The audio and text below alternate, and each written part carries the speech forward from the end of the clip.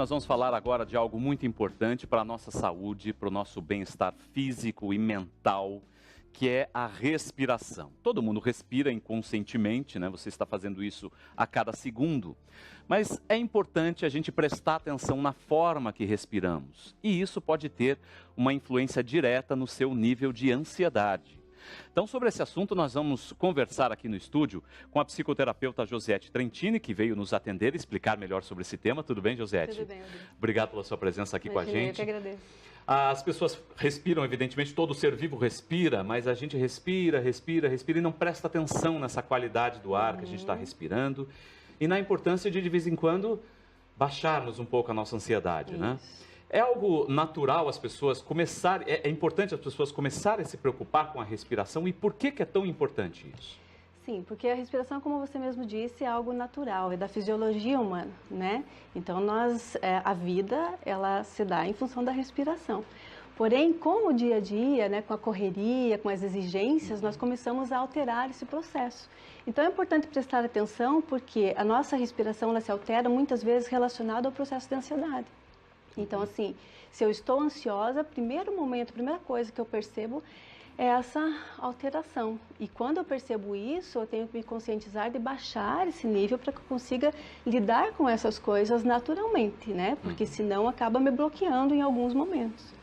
Então, é importante sim prestar atenção. Aquele velho ditado que a gente sempre ouvia quando era criança, não, né? A vida inteira, não, respira, conta até 10. Isso. Existe um princípio nisso, então. Né? Existe, né? Porque assim, quando a ansiedade começa, nós acionamos o nosso sistema nervoso simpático, né? E eu brinco que de simpático ele não tem nada, né? Porque ele começa a mexer com toda a nossa fisiologia, né? Aumenta o batimento cardíaco, modifica essa respiração, dilata a pupila, para que naquele momento aquilo é risco, né? Então todo o meu metabolismo acelera.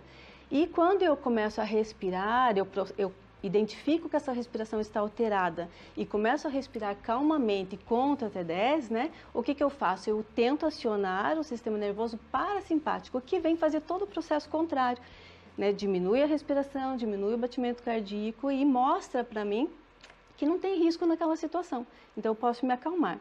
Então, eu diria assim, além de contar até 10, né, a gente poderia entender assim que a nossa respiração deveria ser, no momento da ansiedade, até 6. Então, 6 movimentos respiratórios em 1 minuto. Então, eu vou baixar muito, porque o meu movimento respiratório é de 12 a 20, naturalmente, né? E quando eu baixo esse número... Essa frequência, eu consigo fazer com que todo o meu cérebro entenda que não tem risco, que está tudo bem. E aí, eu acalmo. Né? Então, é bem importante. E é engraçado porque as pessoas pensam que isso é uma coisa doida, enfim, que é só as pessoas que têm muito problema para fazer isso, mas como a gente melhora, inclusive, o nosso bem-estar no momento que a gente começa a respirar. É uma coisa quase que instantânea, né? Sim. A respiração te traz um alívio, um bem-estar, né? Aquela fase de você respirar, pensar bem, e isso é uma coisa realmente que faz muito bem, não só para a mente, mas para o corpo. Né? Para o corpo, né? Porque assim, quando eu acelero essa respiração, todo o meu metabolismo é modificado, então as pessoas que têm, começam a aumentar até o nível de glicemia, né? Então não é somente assim, o que eu estou mostrando lá dentro do nosso organismo, todo ele está se projetando para a fuga daquela situação e eu causo um sofrimento no meu organismo. Então, quando eu processo naturalmente, baixo esses níveis, o meu corpo também fica mais estável. Então, é dessa forma que funciona. Eu quero convidar a Josiette para acompanhar com a gente, né, uma reportagem que fala um pouco mais sobre essa questão da respiração. Por que é tão importante você respirar corretamente, né? Parar um pouquinho para prestar atenção na forma como você respira. E existem exercícios, inclusive, que podem te ajudar a melhorar a qualidade da sua respiração e, de quebra, melhorar o funcionamento do seu corpo, te deixar um pouco mais calmo. É um vídeo que a gente tem para ilustrar um pouco mais essa história. Veja só. A respiração não controla só a oxigenação das células, ela controla também o sistema linfático. Cada célula do corpo é cercada por linfa. Você tem 4 vezes mais linfa do que sangue no corpo. As células mortas, proteínas do sangue e outros materiais tóxicos são removidos pelo sistema linfático. Qual a importância do sistema linfático? Bom, se ele ficasse parado por 24 horas, você morreria com excesso de fluido em volta das suas células. Tá, mas em nenhum momento seu sistema linfático vai ficar parado. Mas na maioria das pessoas ele funciona de forma extremamente fraca e ineficaz, justamente porque elas respiram errado.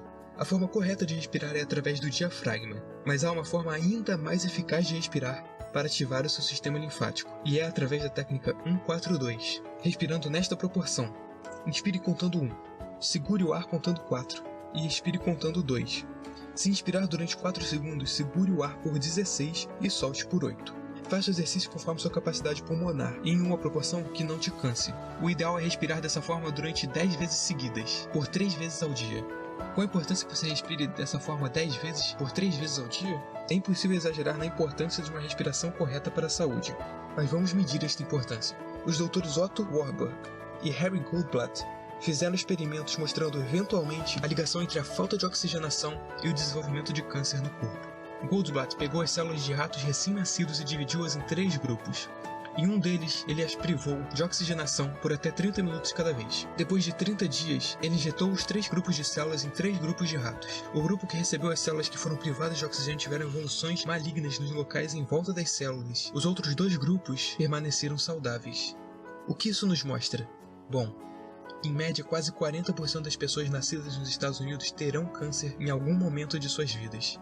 Isso é trágico e isso é um absurdo. No Brasil, as coisas não são muito melhores. Porém, nós podemos corrigir isso praticando a técnica 1-4-2 por 10 vezes seguidas, por 3 vezes ao dia. A gente viu aí alguns exercícios, enfim, a técnica, inclusive para a pessoa respirar um pouco mais pausadamente, né? E como a respiração, inclusive, pode prevenir problemas, né, Josiette? Isso é uma coisa que a medicina já comprovou e é importante a pessoa estar atenta também. Isso, né? Porque quando eu acelero esse metabolismo, como eu te falei, todo o nosso corpo, os nossos órgãos também entram em função exagerada, né, desnecessária. E como fala ali, né, a questão do câncer, né, não é só esse.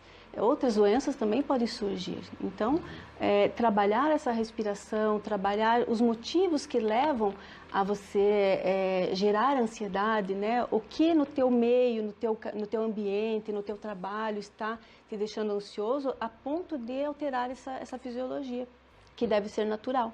Né? Então, quando eu identifico o que está me causando ansiedade, o que está me alterando o meu fisiológico, eu começo também a achar saídas para isso, né? Então, nós temos que entender assim que no momento em que eu estou diante de um risco, por exemplo, num assalto ou mesmo um animal, né? É natural que essa respiração acelere e que eu me prepare para fugir daquela situação ou lutar, né? O problema é quando esse processo de medo, de ansiedade, de exigência começa a ser em coisas naturais. Por exemplo, né, entrar num elevador, um avião, dar uma palestra, coisas do tipo, né? Então aí a pessoa seria indicação terapêutica, né? Indicação de tratamento, entender o que acontece, perceber que aquele leão lá da floresta, dos primórdios não existe, né? E que eu posso conviver com essas coisas naturalmente, que faz parte da vida do ser humano.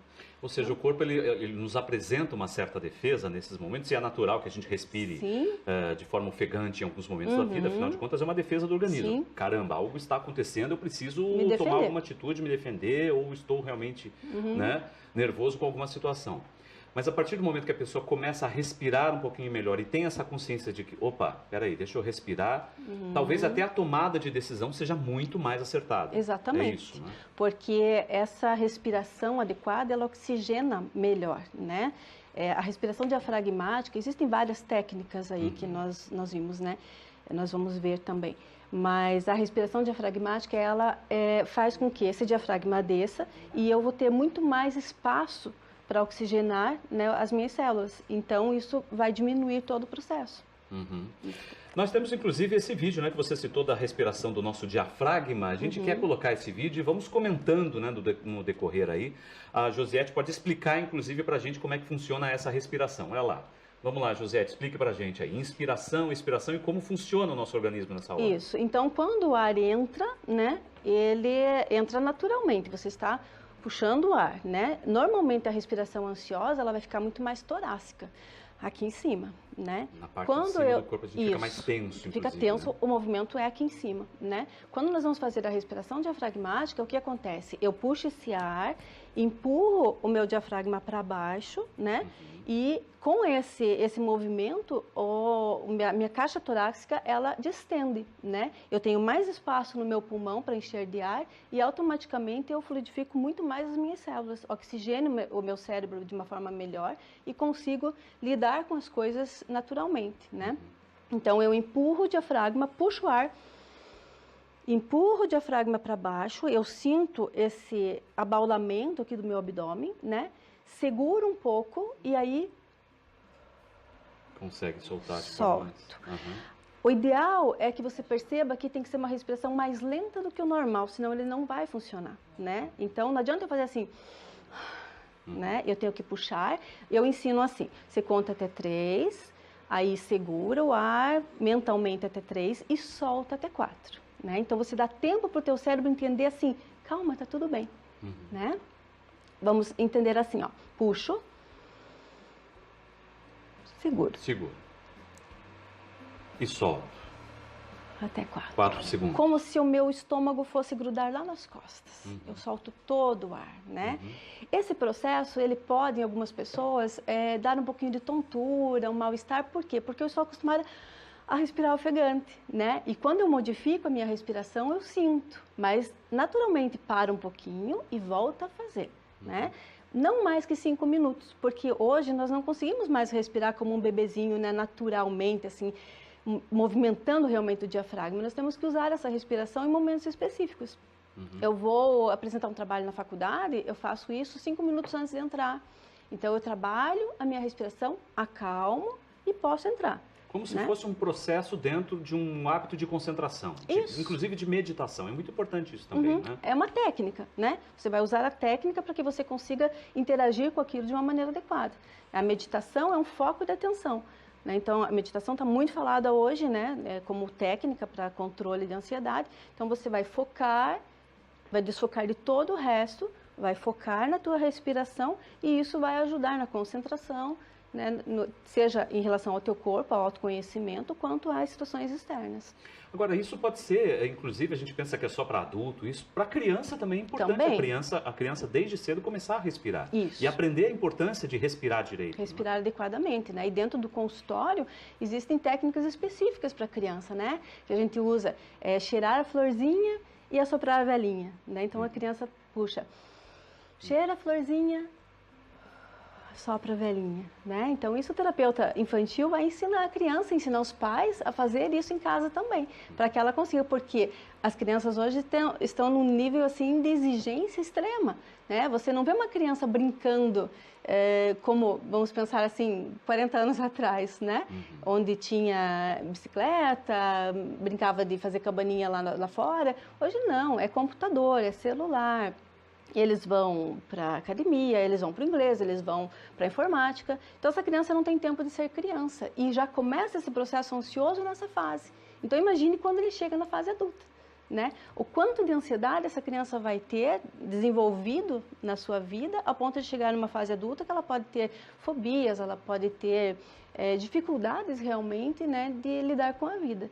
E aí, nesse caso, né, quando chega na idade adulta e busca um tratamento, né, a gente identifica, faz diagnóstico, se precisar entrar com tratamento medicamentoso, né, o médico que vai prescrever. Mas dentro do processo terapêutico, da terapia, nós vamos reensinar essa pessoa, né, a lidar com todas aquelas questões que ela não soube lidar lá atrás, né, e voltar a respirar, né, adequadamente. Pode ser até uma terapia familiar isso, né? Sim, também. Você tem a criança ali, vamos todos, né, ter o nosso momento para a gente respirar e pensar um pouquinho. Então, faça esse exercício em casa, né? A dica que a gente pode deixar para o nosso telespectador, né? Você ter aquele momento de, espera, pessoal, agora nós vamos respirar, aprender a respirar. Quem sabe um possa aprender com o outro ali nessa situação. A ter tempo, né? A parar. Porque a ansiedade, o que é? Eu quero tudo. né? Eu quero fazer tudo. Nós estávamos falando um pouco do Facebook, né? Você vê ali, você não consegue acompanhar. É muita informação. Então, eu fico naquela de que eu preciso saber tudo. Aí eu tenho a minha vida particular, aí eu tenho o meu trabalho, e a gente não dá conta disso tudo. E aí a pessoa se torna uma pessoa ansiosa, né? E se você tem uma questão genética por trás, você vai desenvolver transtorno. Os transtornos de pânico, ansiedade generalizada e outros demais aí que tem, que vai precisar de um tratamento, né? Só reforçando essa respiração, a gente não recomenda mais que 5 minutinhos, né? Então você faz 5 minutinhos, se perceber a tontura, para, volta a fazer e sempre vai fazer essa respiração em momentos que você está diante de uma exposição que para você é de risco, né? Se não for, não estiver exposto, pode fazer também. Eu quero fazer a respiração agora para treinamento. Vai fazer, né? Então, eu oriento os pacientes, faça pelo menos 2 vezes por dia. Né? E vai treinando a respirar adequadamente. E o corpo vai reagir melhor, né? Vai reagir melhor, equilibra os neurotransmissores, né? As células já vão liberando as coisas, os hormônios no momento certo, né? Quer dizer, eu estou diante de uma situação e não preciso jogar uma adrenalina, né? Vai com calma, leva a vida com calma. A Josiette também mandou pra gente um vídeo sobre o ritmo da respiração, né? Eu quero que ela explique pra gente como é que funciona, que é a questão da inspiração e da expiração também, e que tem um videozinho aí sobre isso. Olha só, a inspireza e a expireza. O que significa essa bolinha aí? Explica pra gente, Josiette. Então, essa bolinha, o paciente vai acompanhar, vai puxar o ar até ela chegar lá em cima. Como se ela estivesse enchendo, né? Isso. Bateu lá em cima, eu já começo a soltar. Né? Então, nesse vídeo, não tem aquele momento de para, né? Porque existem várias técnicas, né? Eu posso puxar, segurar e soltar. Com esse vídeo, não. Eu vou puxar o ar, né? Então, ela vai subindo. Respirou bem, segura um pouquinho segura um pouquinho e começa a soltar. Bateu lá embaixo, já sobe novamente. Então, esse vídeo tem 5 minutinhos, né? Você acha no YouTube e eu entrego para os pacientes, mando pelo WhatsApp para fazer mesmo, né? Então, você vai chegar em casa e vai treinar com a bolinha. Então, puxa o ar, bateu lá em cima, solta o ar e continua fazendo.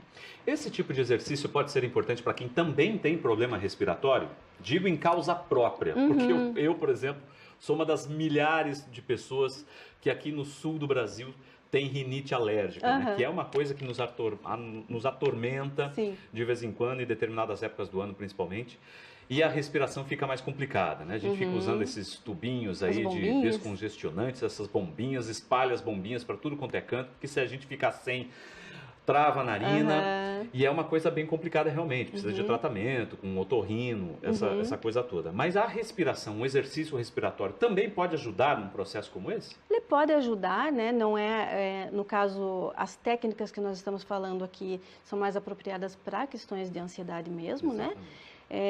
Mas nesses casos pode ajudar você a entender melhor como funciona e aonde está o problema, né?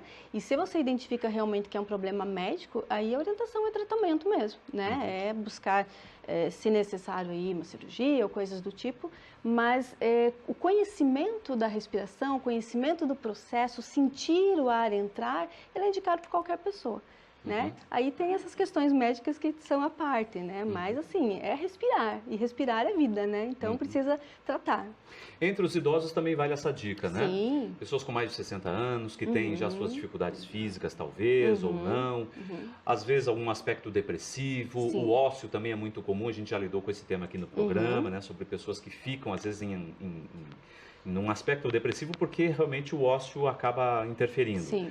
E a respiração nessa hora pode ser quase como uma terapia, não é? Sim, porque assim, no idoso, né, digamos, não sei se nós podemos falar a partir dos 60, mas o que acontece? Todo aquele ritmo de vida foi bloqueado em função de uma aposentadoria ou, né, da condição física mesmo. Então começa a gerar ansiedade e depressão em algumas pessoas, né? A gente não pode generalizar.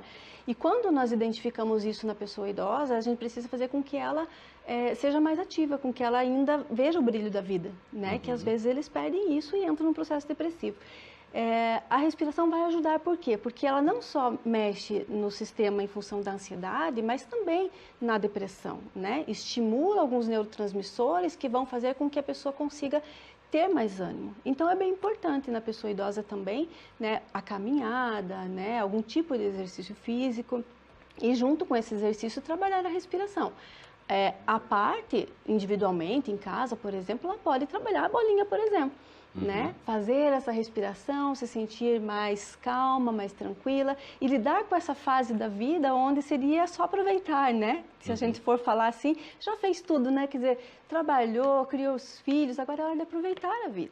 Isso ajuda também no momento do sono? Sim. Quem tem insônia, por exemplo, é muito comum uma pessoa ter um dia muito atribulado e não consegue dormir.